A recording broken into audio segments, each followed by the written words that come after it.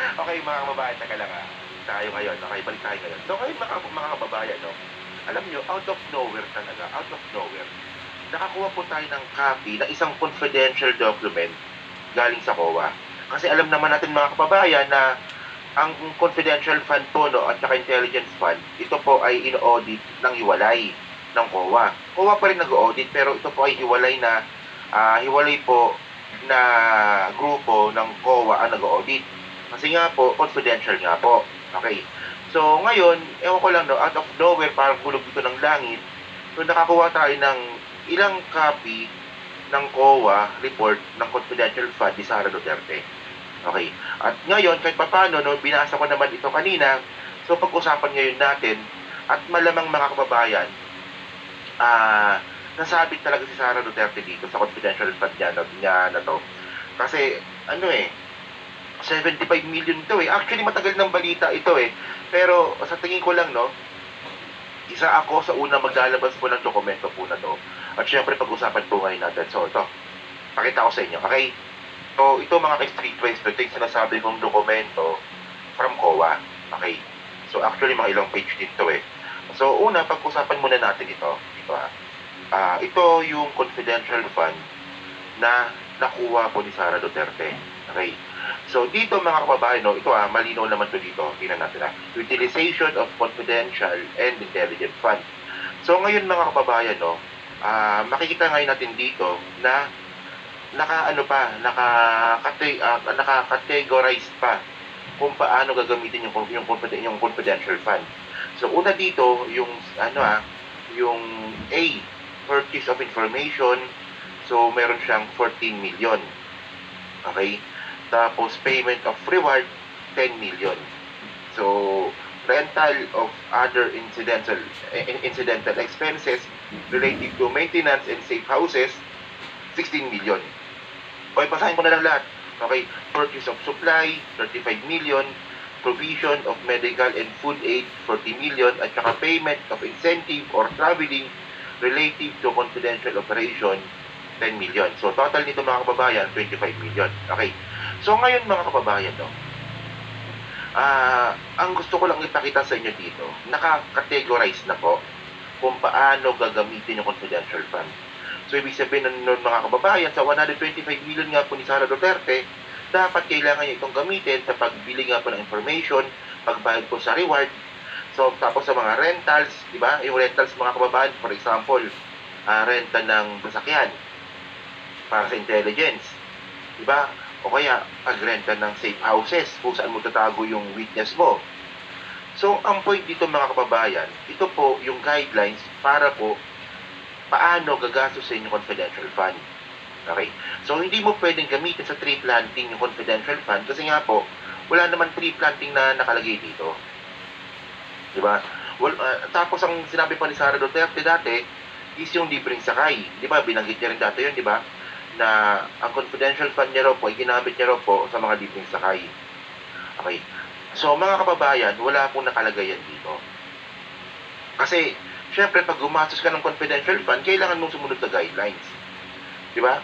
At tandaan natin mga kababayan, ang isa sa pinakamalupit na ginawa ng ni Sara Duterte dito, itong confidential fund na to mga kababayan, ay hindi mo po kailangan ng resibo dito. Hindi mo kailangan ng resibo. Kasi bakit hindi kailangan ng resibo? Kasi unang mga kababayan, paano mo liresibuhan yung informant? Di ba? Paano mo liresibuhan yung nirentahan mong sasakyan? Diba? Paano mo riresibuhan yung inarkila mong safe houses para itago yung whistleblower mo or yung eyewitness mo or yung nagbigay ng intelligence? Ito hininga ng resibo. Ang kailangan lang dito is firma ni Sara Duterte. Apparently ganun yun. Okay. So ngayon mga kababayan, no, bali ito pala ay ito yung sagot ni Sara Duterte sa confidential fund. Okay. Ito yung sagot ni Sara Duterte. Actually, may mga attachment yan na hindi na po natin nakuha. Okay. So, ngayon mga kababayan, tingnan nyo to. So, ngayon mga ka-streetwise to, ito yung pinaka-findings ng COA. Okay. So, sabi dito, no, the submitted liquidation reports with their supporting documents lack the DEP's proof that confidential fund was disbursed in accordance with provision of item 4.8. Okay, so ibig sabihin nito mga kababayan, no, yung pinakitang liquidation ni Sara Duterte sa COA para i-justify yung confidential fund niya po ay kulang. Lack of documents eh. So, ang gusto ngayon ng COA, ito continue natin. Sabi dito, item 4.8.5b for the same GC provides the payment of rewards enforcers non-employee concerned agency must be supported with documents evidencing the success of the information gathering and or surveillance activities on account of the information given by the informer. Okay. So ngayon mga kababayan, ang point dito mga ka-streetwise, sabi ng COA, yung binigay po na yung binigay pong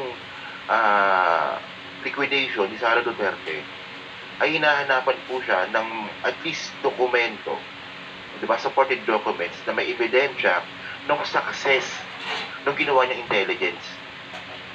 Okay. So, ngayon mga ka-streetwise, no, una sa lahat, ang tanong natin dito, ano ba ang ginawang intelligence ni Sara Duterte sa DepEd or sa OVP? Diba?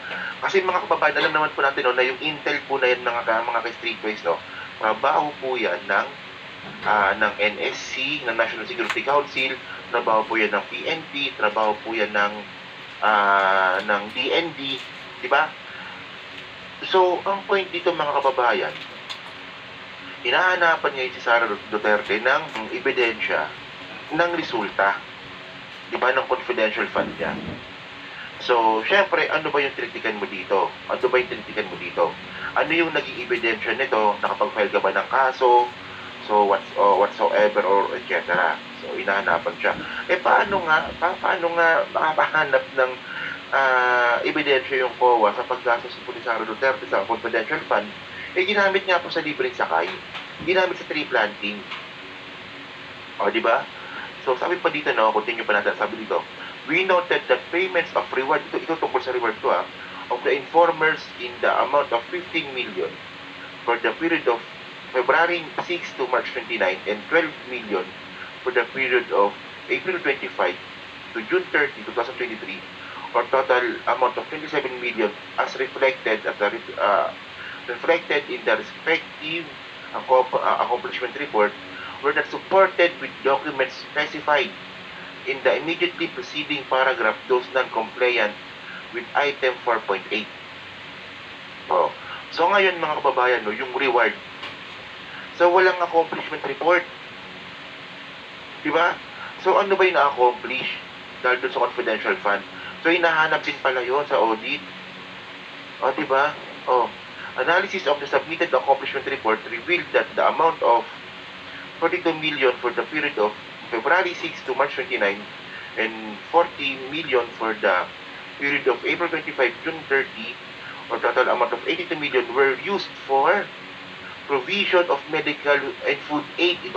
Dito sumabot si Sara Duterte. Diba? Yung talaga bobo talaga to, no?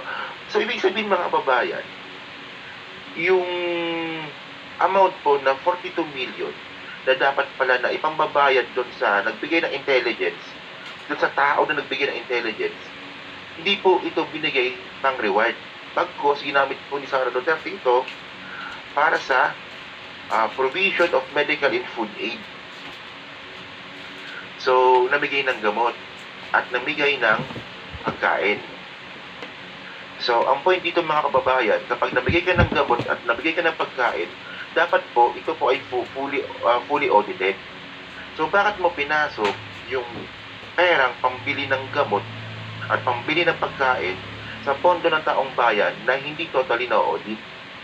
Nagets nyo yung point mga kababayan? Kasi kapag sinabi mo kasing ito ay ginamit pambili ng pagkain o pamimigay ng pagkain o pamimigay ng gamot. So, dapat yan, alam ng COA kung saan mo binili yung pagkain. Alam mo kung saan binili yung gamot. Diba? At syempre, madalas yan talagang mayroong bidding na nangyayari. So, alam ng COA kung nag-overprice ka ba o hindi. Malalaman din ng COA kung gaano karami, kung sino yung binigyan, di ba? Pero pinasok ni Sara Duterte ang isang audited na pondo, di ba, na paggastos po ng pondo, pinasok niya po sa pera na hindi po na-audit totally. Ang problema ni Sara Duterte dito, ang hinihingi po ng COA is yung pera para po pambayad dun sa reward. Eh, ang sabi ni Sara, pinamigay niya raw po ito ng gamot at food aid. So ngayon,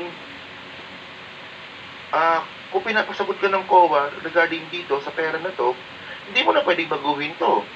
Kailangan i-justify mo na yung pera na pambayad sana sa reward ay na pambili mo ng pagkain at ng medical aid. So, paano mo i-justify yung confidential fund? Di ba na ginamit mo nga sa pambili ng intelligence? Kasi mga kababayan, babalikan natin to ito yung guidelines mga kababayan nandito na purchase of information, di ba? Diyan mo dapat gagamitin yung confidential fund. Hindi sa pambili ng gamot at saka sa pambili ng pagkain at pamimigay mo sa mga tao. Di ba? So, continue pa natin. Meron pa yun dito sabi pa dito. While the amount of 10 million for the period of February 6 to March 29 and another 10 million for the period of April 25 to June 30 or a total of 20 million were used payment of incentive traveling relative to the confidential information. Okay. The provision of medical and food aid and payment of incentive or traveling relative to the confidential operation expenses did not fall among the enumerated under the item of 4.8.